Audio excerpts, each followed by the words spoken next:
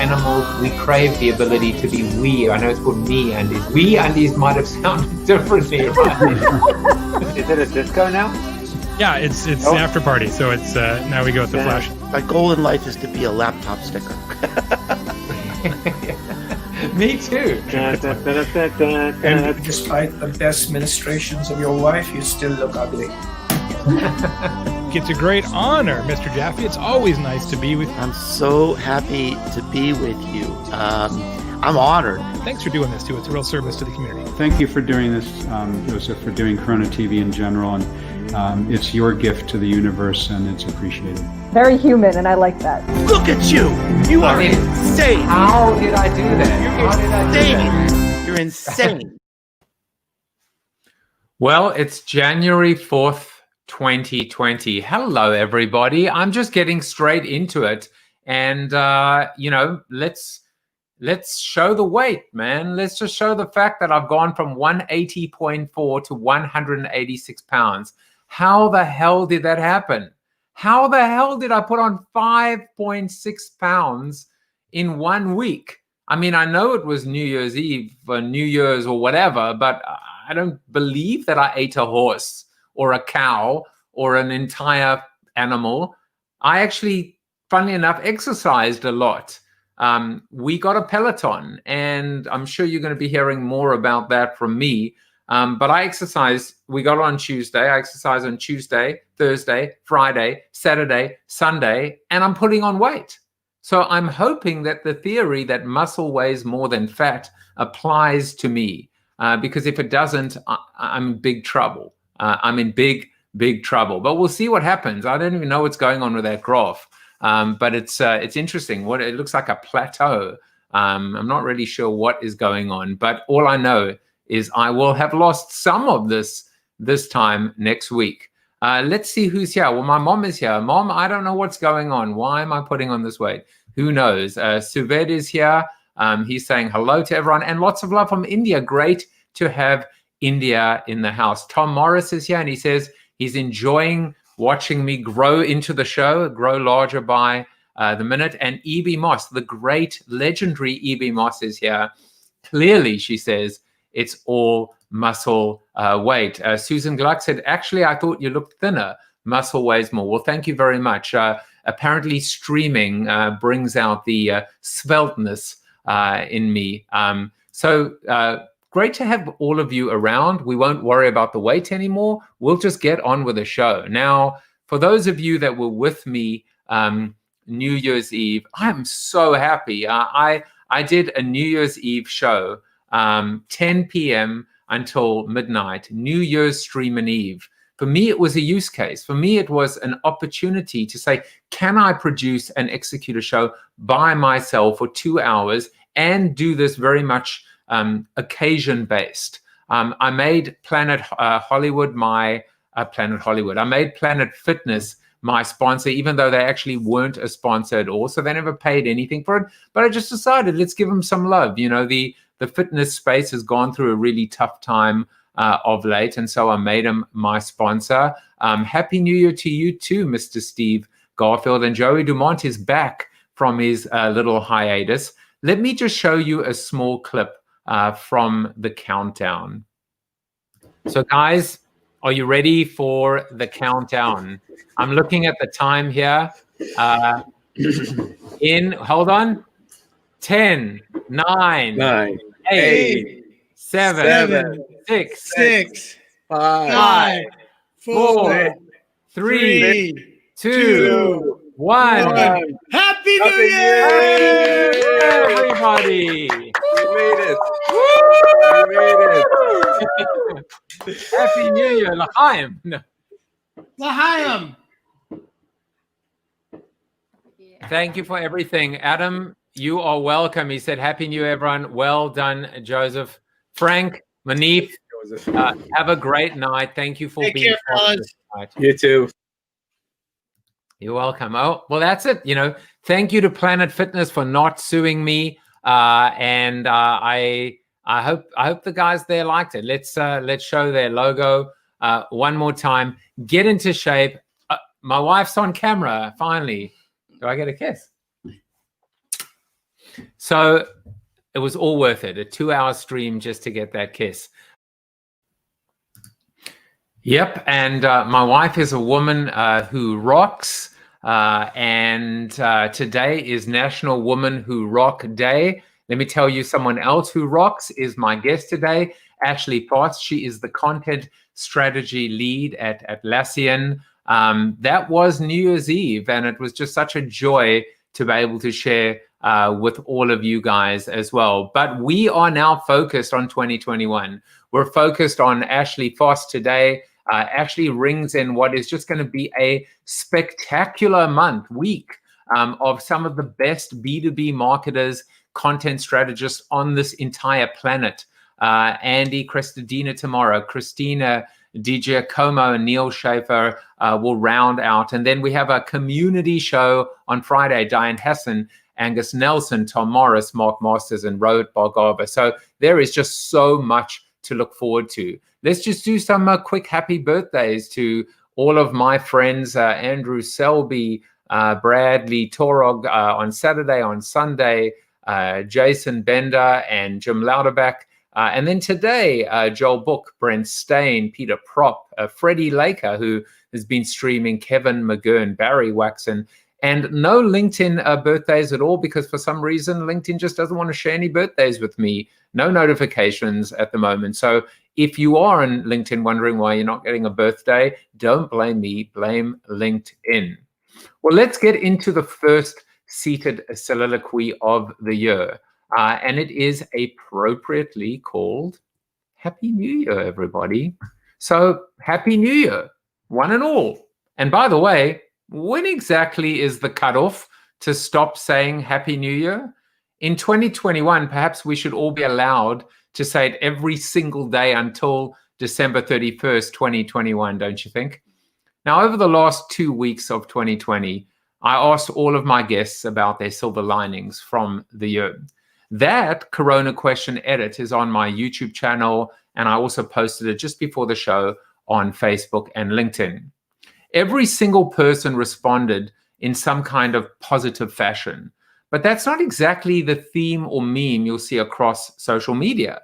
In general, you're going to see a mixture of FU 2020, like good riddance and don't let the door hit you on the way out, together with so happy to finally ring in 2021. But I have a slightly different take on both 2020 and 21. 2020 was a year with unprecedented challenges on so many levels, but it was also a year in which we were gifted connection with the most precious people in the world, our immediate family. And when we were separated from others, in particular parents, grandparents, and in many cases we still are, we got to really, really appreciate what it was like to have physical contact with them. It was a year in which humans lost, but humanity prevailed. What about 2021? Well, if you thought that 2020 sucked and you're hoping 21 will be a breath of fresh air, a do-over, a mulligan of sorts, I don't mean to burst your bubble. It's going to suck as well. Maybe not as hard, but it will suck. There is no miracle cure. Or if there is, it's kind of rolling out slowly. Loss of life hasn't stopped. Job loss hasn't been instantly reversed. Well, thanks a lot, Mr. Hope, Positivity, and Optimism. Thanks for raining on my parade. Thanks for being Debbie Downer on the first show of 2021. Well, hang on a second. I'm not done. I think that there is a huge difference between 21 and 20. Here's the difference. We are so much better prepared for whatever is in store, and that alone arms us with an incredible array of superpowers to take it on headfirst with confidence, determination, and incredible resilience and grit. As my son said to me on the morning of January 1st, is it just me, or do you feel a very different energy on this day? Well, personally, I think it might have been the after effects of too much Red Bull, but I have to agree with him. January 1st was a new day. Today is a new day. Every day is a new day. So let's seize it together We can do this. We truly, truly can. I showed this on the show as well on New Year's Eve. Before I agree to 2021, I need to see some terms and conditions. But I do believe that we actually have the ability right now to influence, to write, to create, to reclaim and reframe some of those terms and conditions. Well, I'm obviously curious always as to what my guest has to say about the soliloquy or about anything, quite frankly, in general. And she just came forward with 3 of what I thought are the most incredible topics to discuss. So let's get her on the show. Ashley Faus is a marketer, writer, and speaker by day, and a singer, actor, and fitness fiend by night. She currently works for Atlassian, a collaboration software maker on a mission to unleash the potential of every team. And you know what? I have to ask her straight away what she thinks about the big news today. Welcome to the show, Ashley. And big news today is that Slack is down.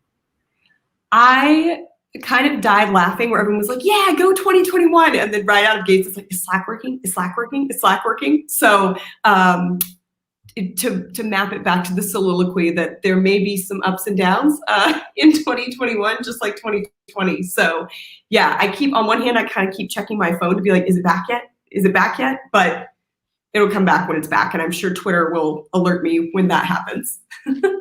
Unless, of course, Twitter is down as well, and in which case we'd have to go to the next platform.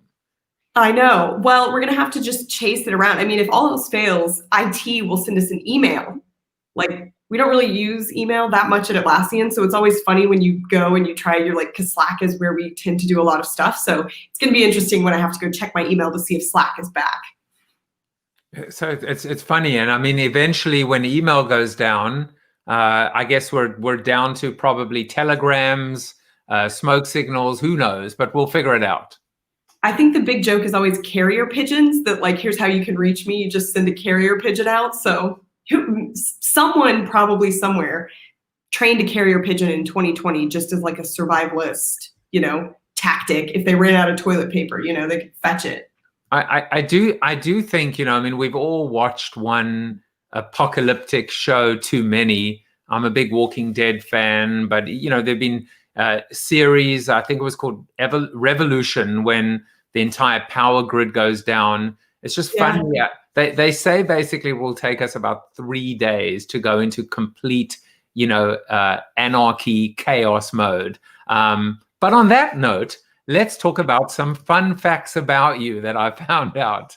A nice, gentle segue, if you will. So the first fun fact that I found out is that you are, I mean, I don't know if the word fetish is right or obsessed, but you love olives. You just love olives, all kinds of olives.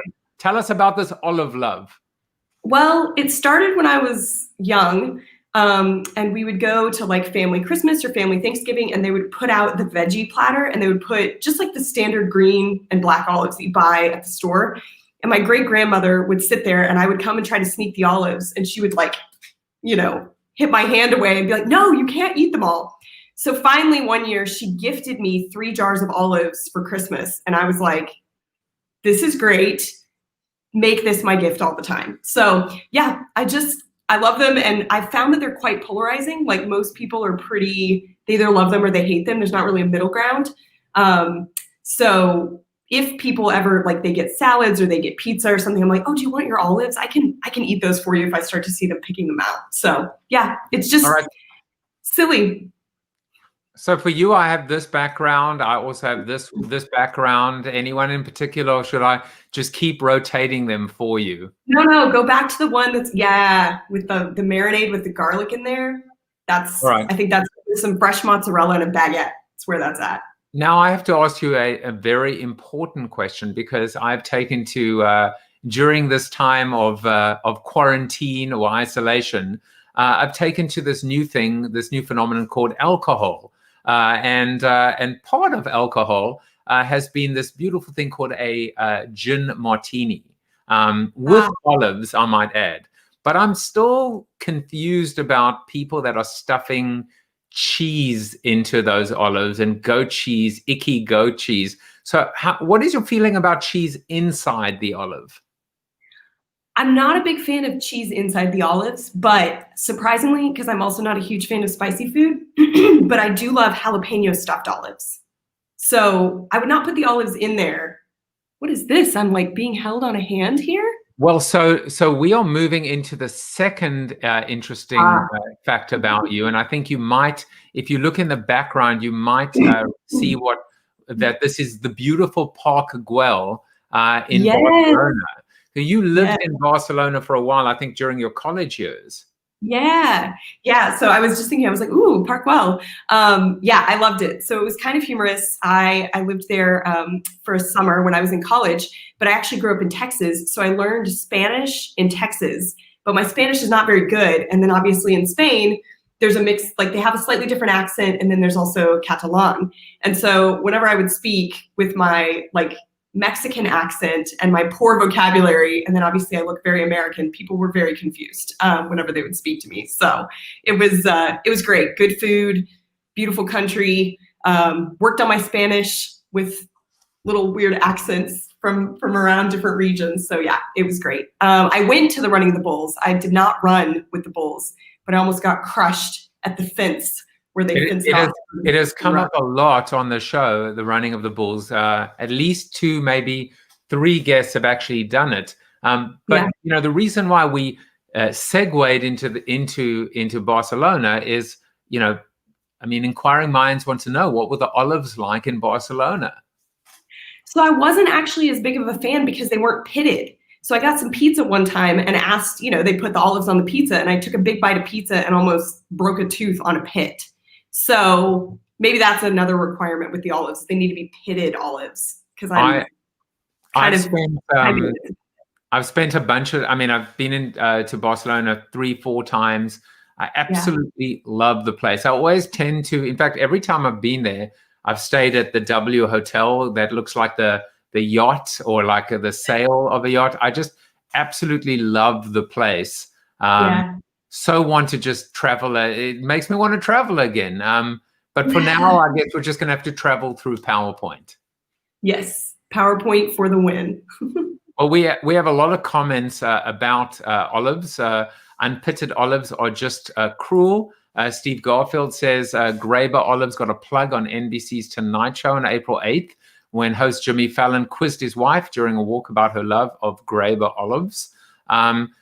Stephen Rubin says 2020 must be better. We cannot afford anything to the contrary. So I guess it's how we make it and what we do with it, I suppose. Stan Phelps is here.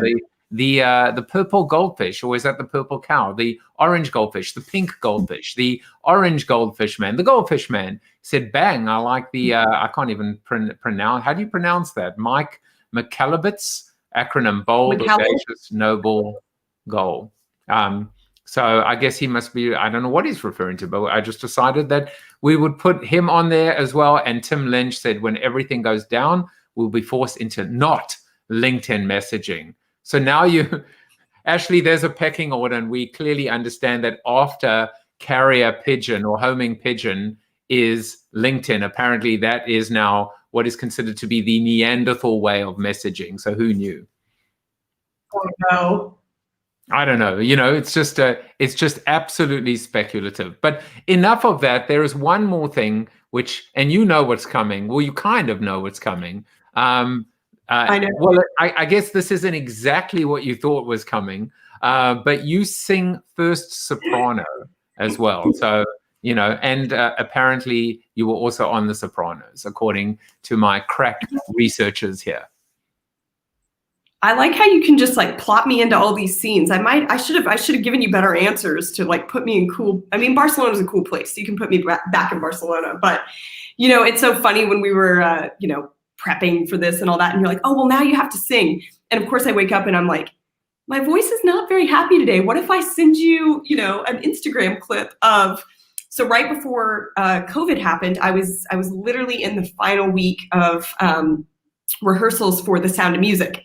And then, you know, it was like the night before opening night and the show got canceled because of COVID.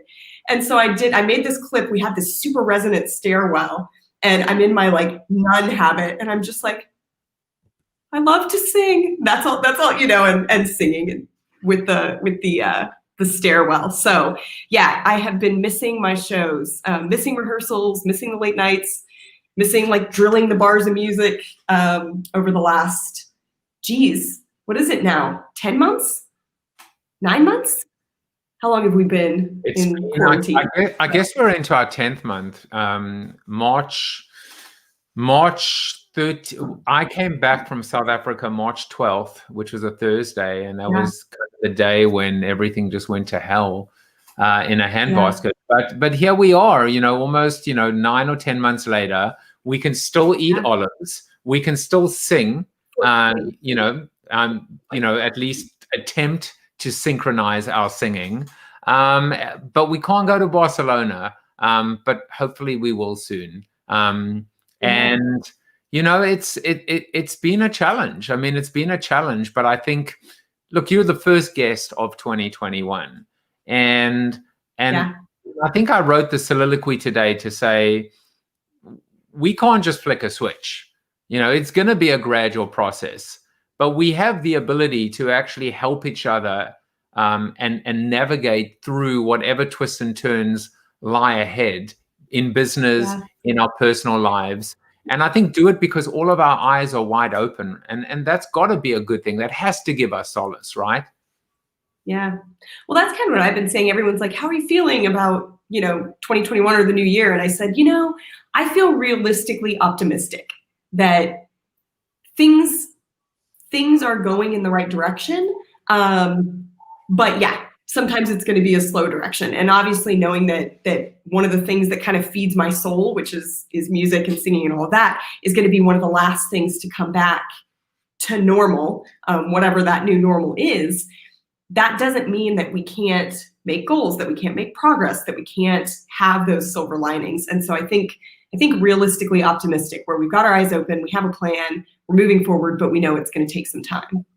I like that idea, realistic, optimistic. In fact, Tom just said realistic optimism is perhaps the single most powerful inner attitude as well. And maybe that's one of the evolutions of our thinking. Instead of saying the glass is half full, half empty, black or white, like the ability to say, are you an optimist or a pessimist? And some people would say, oh no, we're a realist, we're a pragmatist. Maybe we can actually temper that and qualify what it is to be an optimist or a pessimist, or call ourselves realistic optimists, which I think helps manage expectations and hopefully again provides us with a sense of calm, that we can make it through. Yeah. One thing I've been thinking about too, that this has come up obviously in business, it comes up in sales, it comes up in relationships, but this idea of the sphere of influence. And so what are the things that you can personally control? What are the things that are 100% out of your control? And then what are the things that you can influence? And so obviously I'm not in any way perfect at this, but trying to think through, like, does this piece of information help me actually make a decision? Or does this worry, what am I going to do about it? And there's a few things that I hold on to that I'm, fortunately my husband is a good balance. And sometimes he's like, what is worrying? Like, what are you going to do with this? What action are you going to take? And it's like, well, I guess I'm not going to take an action. So I guess I should just try to stop thinking about it so much, unless I'm going to move forward or move backward, then just sitting in the worry is not doing any good, right? So trying to really look at, is this something that I can take an action on? Is it a decision? Am I just holding on to it and worrying about it? And if the answer is the latter, trying really hard to move off center of that and think about the things that I can really influence instead of just holding worry in my head or in my body or whatever. Well, Tom adds, he says, Ashley is being a good stoic philosopher in her use of the distinctions between what we can or can't control and what we can influence. Well, one thing we can influence is content strategy. And I think part of the challenge, or not challenge, part of the opportunity that we have right now in these 9 or 10 months is to really, I think, go back to school, as it were, to think philosophically and strategically about our craft and about messaging and about how we can be not just better marketers, but more professional marketers, or more professional, even professionals. Now, ironically, this was a concept that you put together, and I guess you delivered a presentation at Inbound last year. Yeah, but was it in person, or was Inbound completely virtual last year? Well, so this was actually, I guess now that we're in 2021, last year, when I thought of this, I was thinking of Inbound 2019. So it was in person, actually. This year, yeah, Inbound was virtual for 2020. And so you wrote this piece and delivered a presentation called Beyond the Editorial Calendar, New Rules for Content Strategy for 2020. So I wonder if you can set up the piece and the vision behind, behind what we will ultimately talk about, which is this concept of a content playground. Yeah. So I was thinking, I've been thinking for a while that like the funnel didn't really work. And I know there's been a ton of discussion about like the funnel and the flywheel and, oh, we need a looping decision journey. But at the heart of it, it's that humans aren't linear. This idea that we have this awareness phase, and then we move into consideration, and then we move into purchase. Nobody thinks that's how we actually work. And then we said, okay, we need a looping decision journey. And then we kind of tack on this fourth phase, which is some sort of like post-purchase or retention piece, but somehow that drops people back into this awareness phase. And so when you think about how people actually go about looking at problems and looking at solutions, you almost want to say, okay, there's almost like two funnels, right? Where there would be like a problem awareness, consideration, and decision, and then there would be a solution awareness, consideration, and decision. And so that it still doesn't work because it's still this linear thing. So then I started thinking, what if it was a jungle gym where you could go, sideways, you could kind of be interconnected. But for those of you with kids, I don't have kids, but I have nieces and nephews. But there's really only kind of two objectives with the jungle gym. It's to get to the top, or to go across the middle without touching the hot lava below, right? You're like swinging from the bars. And so again, the problem with that is it's still me as a marketer forcing my audience into this singular path that I want them to go on. And I'm real intentional about using audience, not buyer, because that's the other piece of this, right? When you think about content strategy, I like to think of it as a playground. What's the right way to play on the playground? Is it to go swings and then slide and then merry-go-round? Is it to skip the merry-go-round altogether?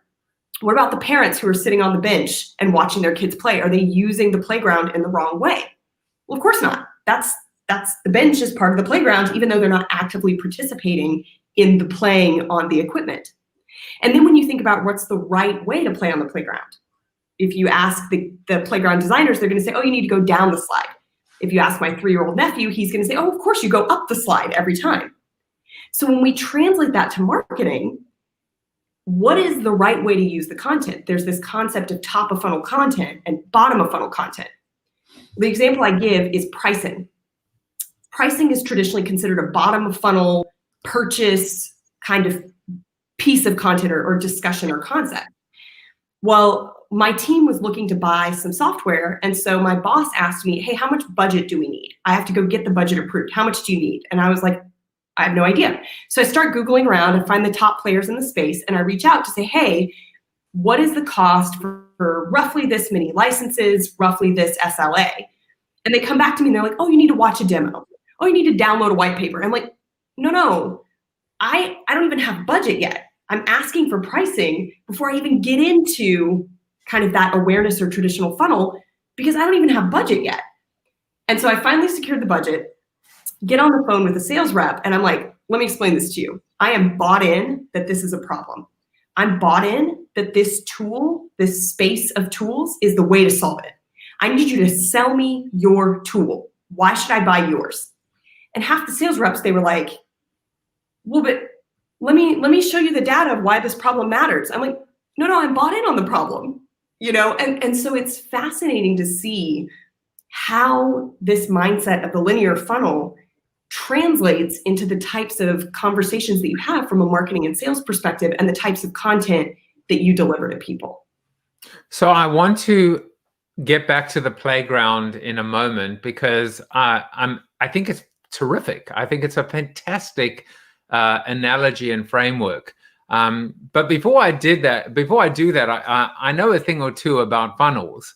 In fact, I wrote a book called Flip the Funnel, and I wanted to walk you through this idea, which I think speaks to so much of the same thought process, which I was just had a big smile on my face when I saw you walking through it.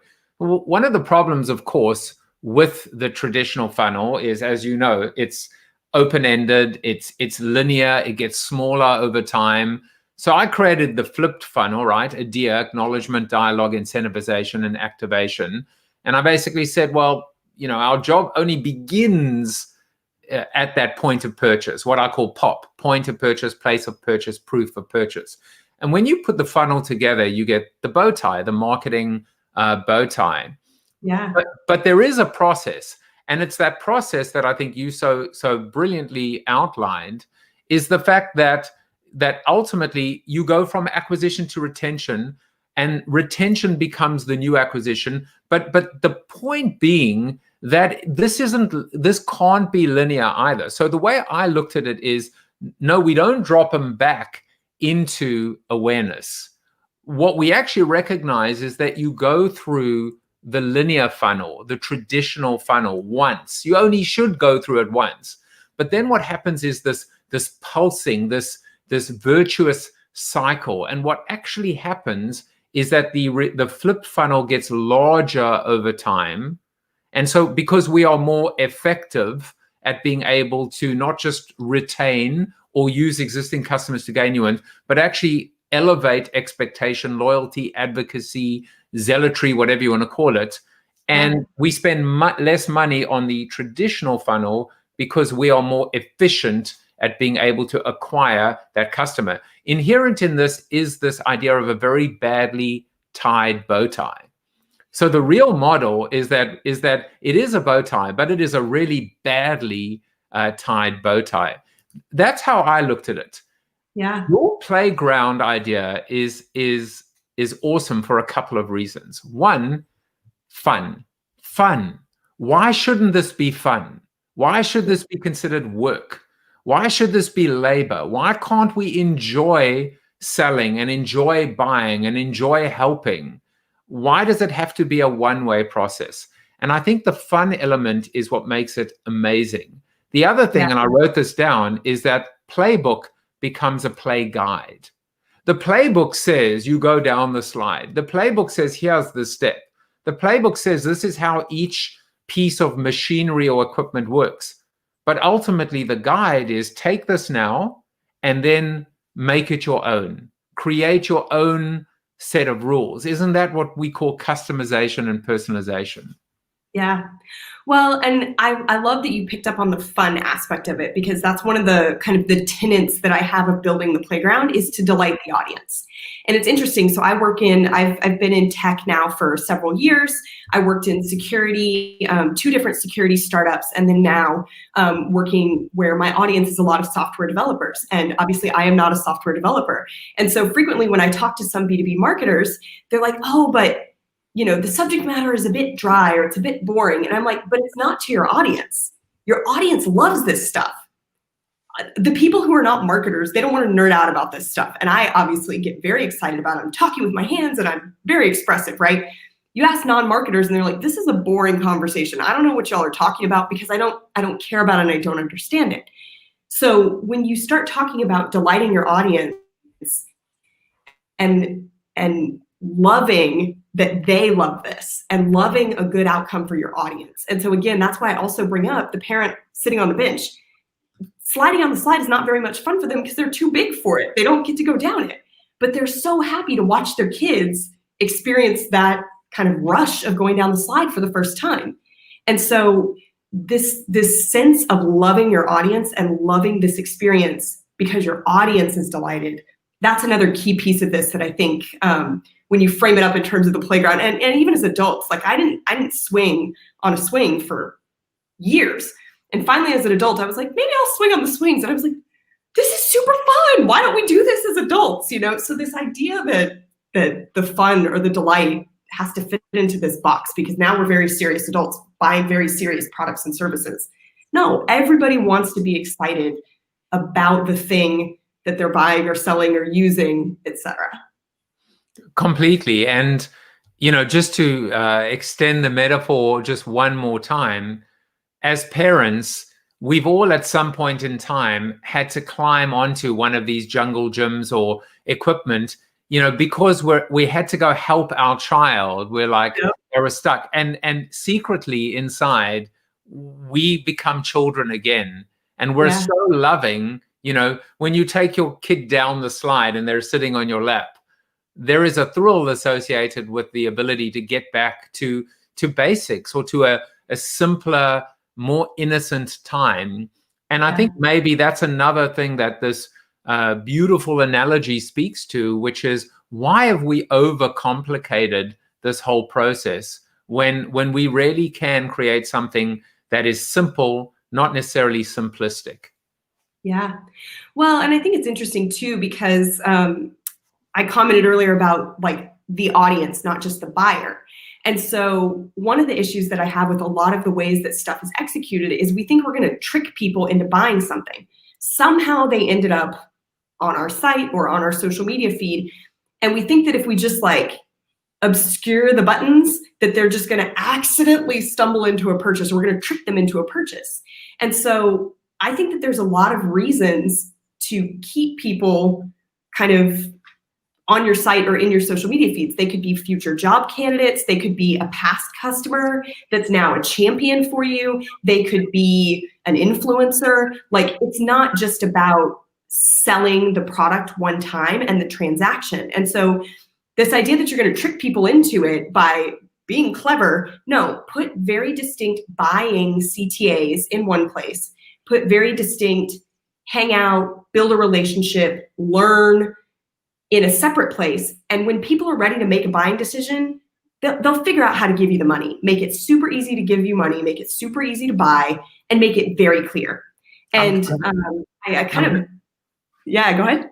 No, I was going to say, I'm going to quote you. You said the marketer's job is no longer about rushing a prospect through the funnel to a purchase. Instead, it's about educating and empowering the customer to choose and implement their own solutions. So, David Libby says you're bringing emotion, excitement to B2B marketing. Do tell. But this is like choose your own adventure, which is fun, right? It's not predictable. It's not always one size fits all. And I wonder if you could talk, Ashley, to this idea of it's not chaos, right? It's not completely loose. And there is structure, right? You talk about a new distribution framework for 2020. So talk a little bit about what that structure looks like that allows you to actually still institutionalize or execute, streamline, maybe at scale as well, but without kind of stripping out the fun. Yeah. I'll give kind of a good example, because you started off the conversation showing like your weight, and obviously a lot of people have fitness. You had Planet Fitness on your New Year's stream. And as I say, I'm a fitness fiend, so it kind of works out that I can use this analogy, but I try to think of it more as content depths. So you have conceptual, strategic, and tactical. And so at the conceptual level, this is really like the why and the what of the idea. And so if you were to put that in the context of health, for example, what it means to be healthy and fit, most people would say it's some combination of diet and exercise. But you're going to answer that question very differently if you're Muscle and Fitness Magazine versus Yoga Journal versus Runner's World. So I personally really like bodybuilding style workouts. So I would say that, Muscle and Fitness Magazine, they would define that as a high protein diet and some combination of big, strong muscles. When you look at the strategic depth, you would start to think about what are the frameworks and processes that you need to put in place to make the conceptual idea the reality. So if the conceptual idea really helps you kind of think about the problem, the strategic side would help you kind of think about solutions. Now, this is not to say the concept is, the problem that your product solves and the strategy is the solution. Like, you have to buy something. This is generally thinking about what is the problem and what is the solution. So if we were to think about this from a kind of weightlifting perspective or Muscle and Fitness magazine, they would say this is your proper form when lifting weights. This would be things like fast digesting versus slow digesting proteins. Again, nowhere in there is that saying you have to buy a specific brand of protein or that the only way to be healthy is if you drink this protein shake. That's old school thinking. And then at the tactical level, these are the daily things that you need to be doing, whether that's practices, whether that's tools, whether that's conversations. That's what you need to be doing on a regular basis to make that conceptual idea reality. So this would be things like your 5 protein-packed recipes, 5 chicken dinners, 10 ways to grow bigger biceps would be how you think about that. So if we put this in terms of like a B2B framework, I think that at Atlassian, we have an Agile microsite that basically talks about Agile practices and methodologies. And so at the big conceptual level, it's product agnostic. The Agile Manifesto came out 20, 25 years ago. It's starting to make its way into marketing. There's a number of practitioners who apply Agile methodologies from software into marketing. And so you start to think about, what does it look like to be Agile?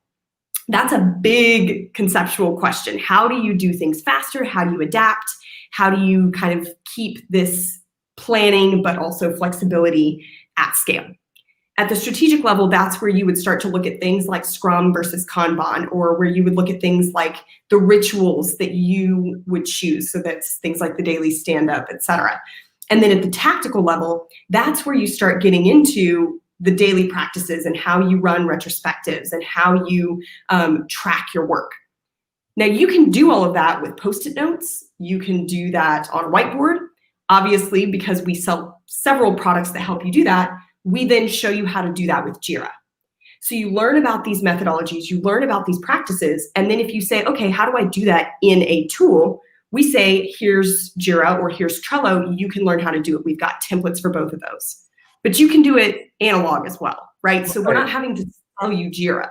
So now let's kind of zoom out for a second and talk about, you spoke about analog, you spoke about software, but there's a real challenge ahead of us right now, which is the fact that in this efficient virtual work from home, remote model, however you want to call it, we've lost something along the way, and that is the serendipity, the randomness of being able to walk past someone's desk or past a conference room and see this magnificent work in progress. We can't build on, when you were talking to me about this before, it just hit me that we do not have a solution right now that allows us to just jump on something that is, half baked or baking in the oven.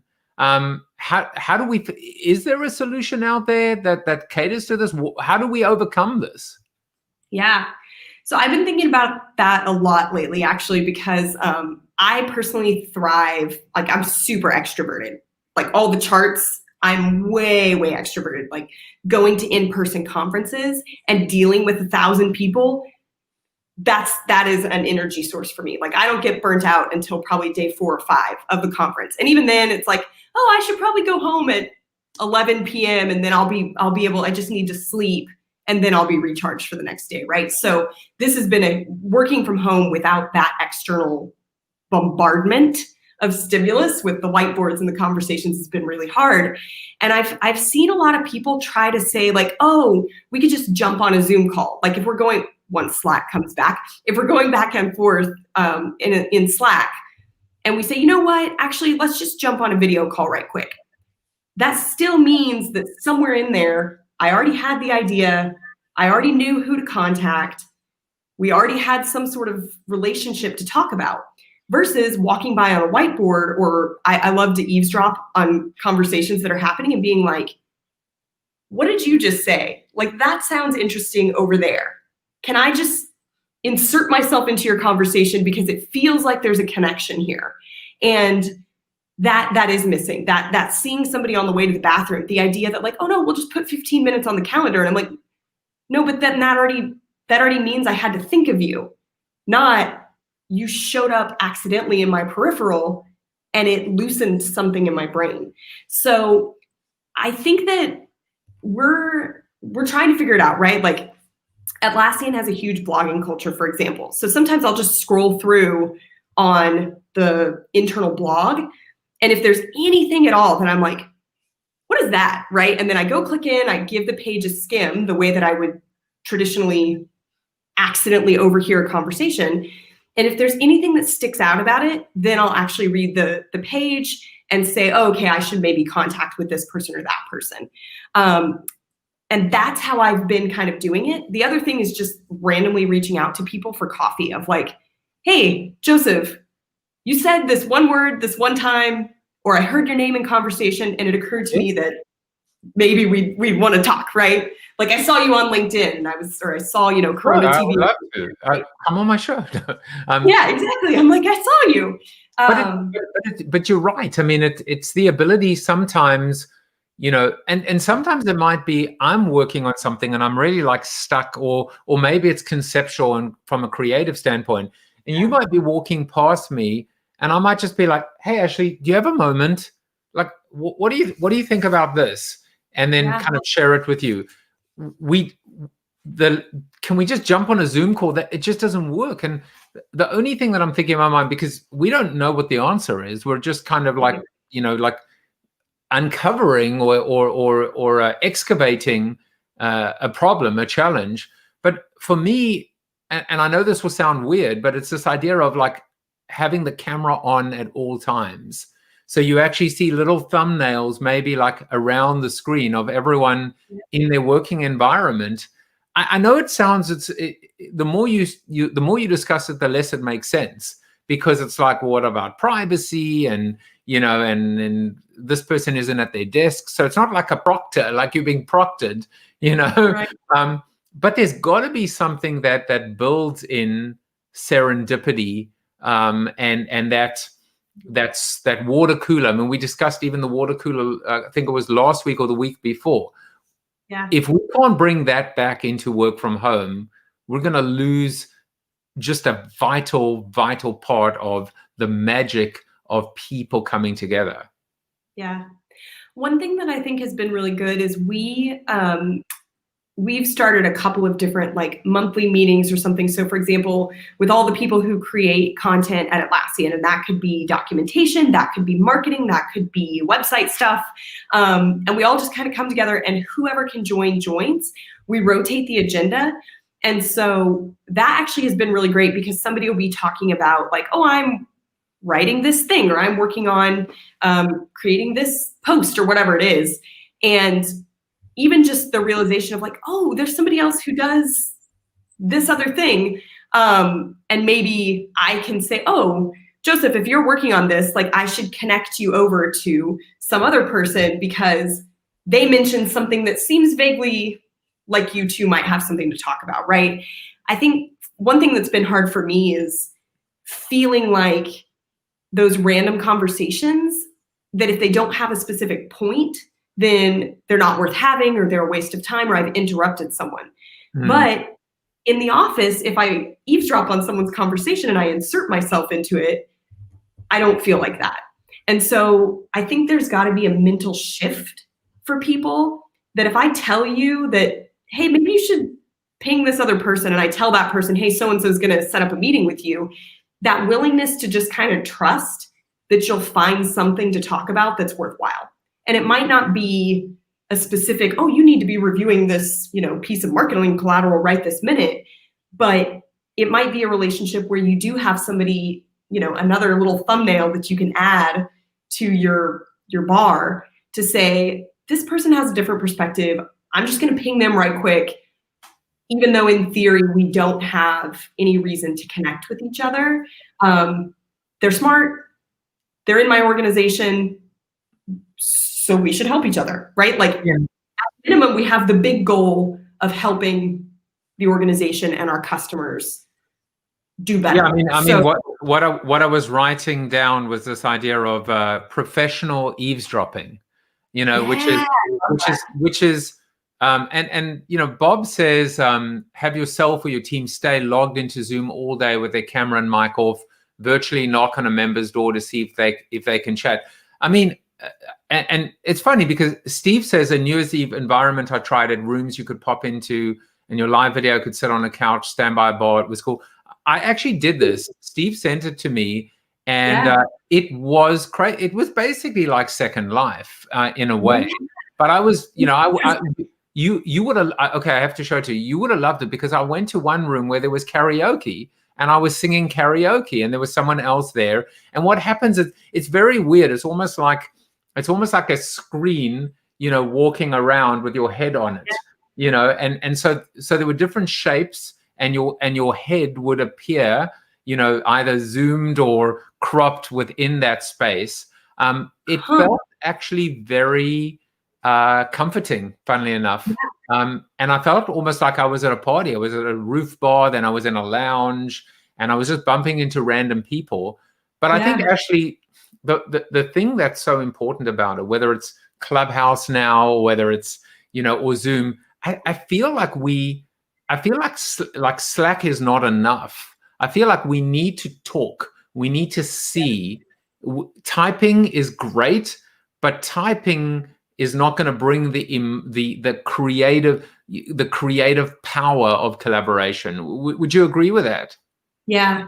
Well, and especially it's been so interesting. We actually ran a play from the team playbook called the Work-Life Impact Play, and it basically asks you to rate yourself on your home environment in terms of like responsibilities and stress, and talking about like how strong you think your relationships are and how dependent they are within the workplace, and then thinking about the nature of your actual role. Is it more collaborative or is it more solitary?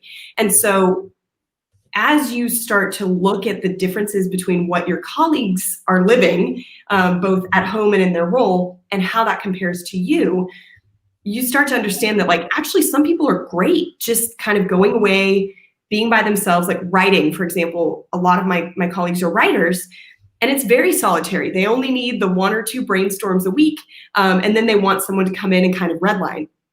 Versus me doing more of the strategy, I thrive on that feedback, that immediate feedback. And so when I see your brow is furrowed, I'm like, oh, you're processing something. What is that thing? Like, let me shut up and ask you what you're processing right this minute. Seeing the little dots on Slack doesn't tell me if you're processing or if you've run to the bathroom or you agree with me, right? Like I see something on your face and now I'm like, okay, tell me what is in your head, because your face distinctly tells me something different than your face was telling me a minute ago. Look, it's no different to the playground and to the framework that you created.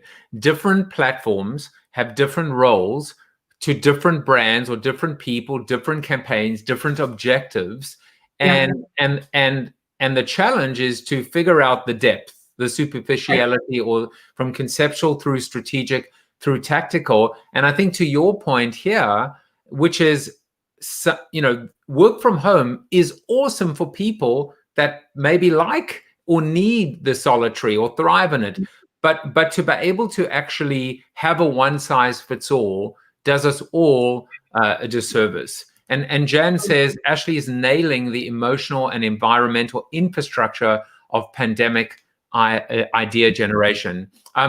We have a few moments left. Let's go from the sublime to the ridiculous, shall we? Because the third topic, which we had to touch on, is I was like, I don't know where it came from, but I want to discuss what apophenia is, finding meaning and connections in the unrelated. Apophenia and ultimately conspiracy theories. I don't know what this has to do with content strategy or playgrounds or work from home or work in progress. Who cares? Put that aside. Tell me what got you excited and intrigued about apophenia. So is it bad that, so of course, as a marketer, right, I'm like, how do I apply this to marketing? And then I was like, that's literally how the content playground came up. I was thinking like something's wrong with the funnel. And then I was watching my nephew play on the playground and I was like, haha, they go together. That's like the perfect example of apophenia, right? So my husband actually sent me this article a couple weeks ago, and I don't even know if I'm saying it right because I've only read the word. So I assume I'm pronouncing it right, but it's basically this idea that humans love to find patterns. And so they go through and they find these patterns, even if there are none. And the example of this game designer, the author, does a mix of like real, like basically augmented reality. And so they had designed this whole game. People were playing it in real life, but they had like digital clues, right? And so the author thought that he had put in this very obvious clue, like you need to go to the left. That's what you're doing. You're going that way. And it turns out that there were some wood chips on the ground that looked like an arrow. And so people were like, there's an arrow there. And so they went on this whole other quest and took them down this other path. And as a game designer, he's like, no. And they were literally about to destroy this wall in real life because they thought there was a clue there. And the game designer's like, please don't start breaking things. There's no clue. Why did you do that, right? So it's just fascinating to me that we construct these stories, we construct these patterns, we make all of these connections, and we literally have a system for it called, mind mapping. It's a brainstorming technique to write down a word and then write down what that word inspires and just keep doing that. And then you start to see that the outer circles are just absurd that they came from that word in the beginning. And so humans love to do this. And so I watched this documentary a while back about flat Earth conspiracy theories called Behind the Curve. And it blew my, like, why do people think the Earth is flat? How did they get this idea? But they're doing all of these experiments and they've got all of these stories and they've made all of these connections.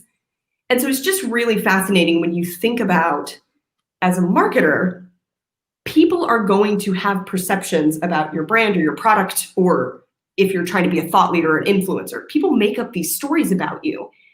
And so they're going to do this. They're going to find these patterns. And even though you think that you've made a very, very obvious clue to go to the left, humans are funny and they will find a way to make it logical to go to the right. Well, the real question is whether it is planned or whether it is happenstance or coincidental.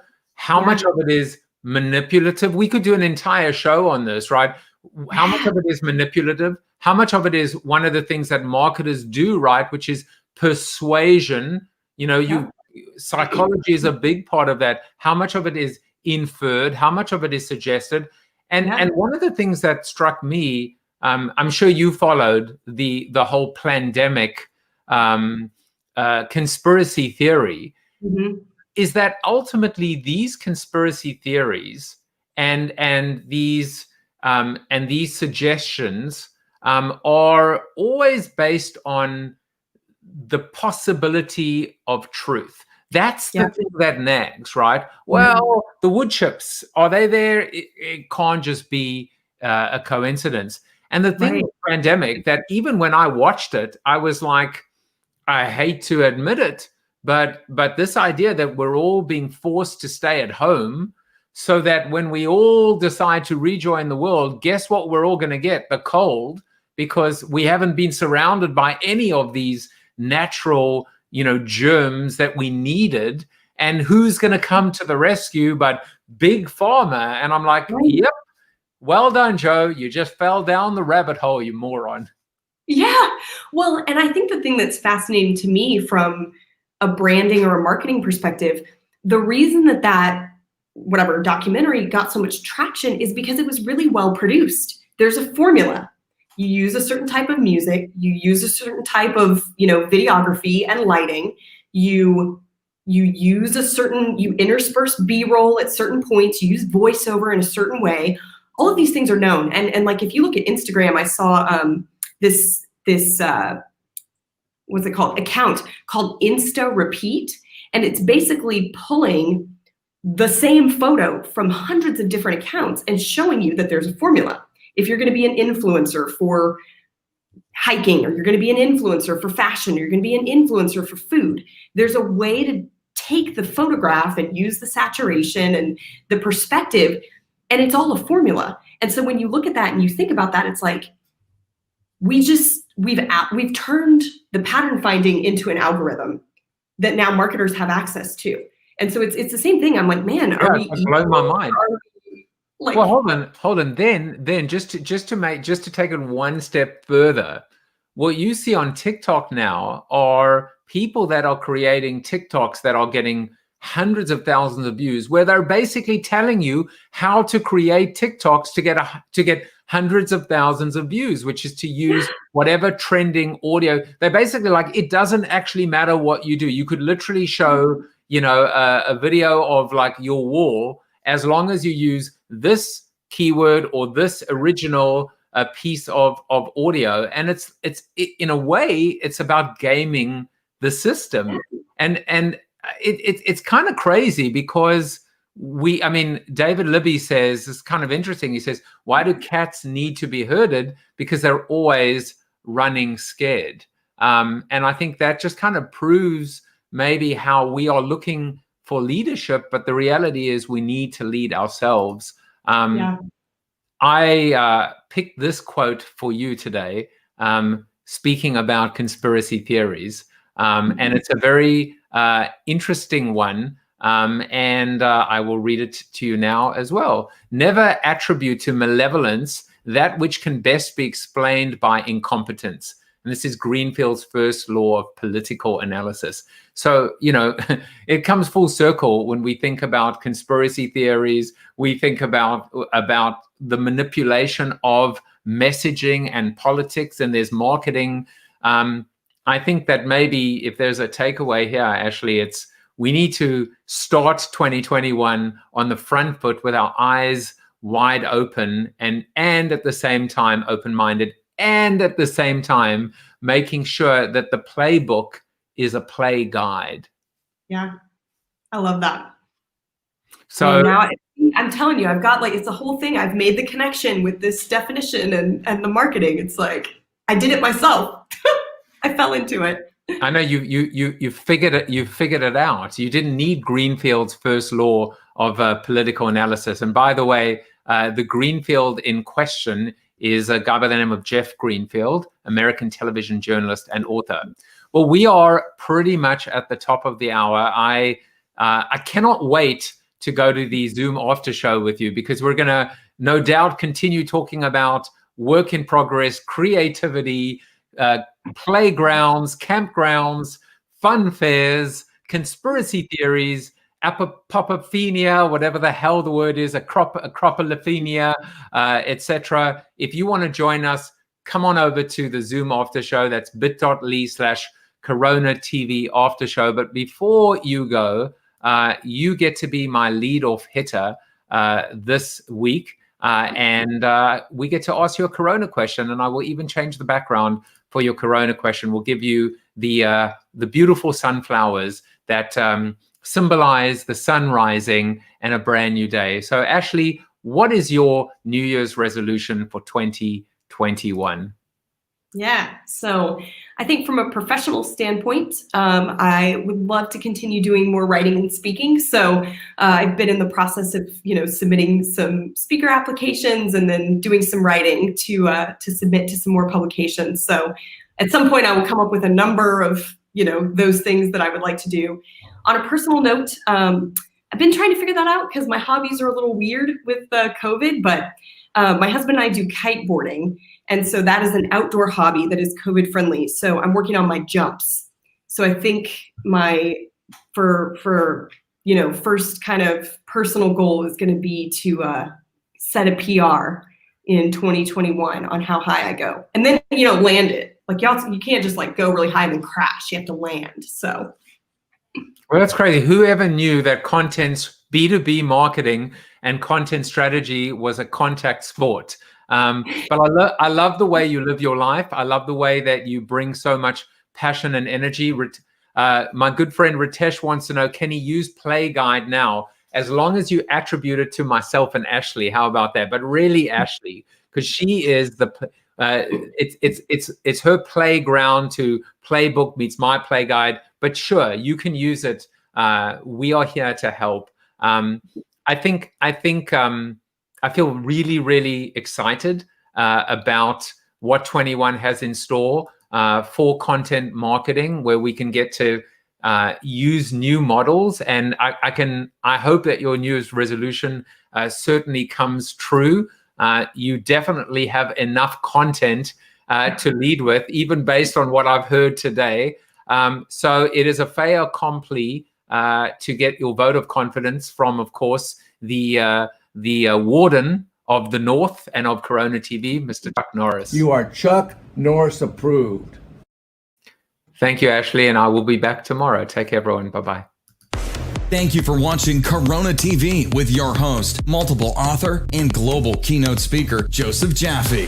Corona TV is the show about hope, positivity, optimism, and if there's time left over, a little bit of marketing. The after show on Zoom starts right now at bit.ly/Corona TV After Show.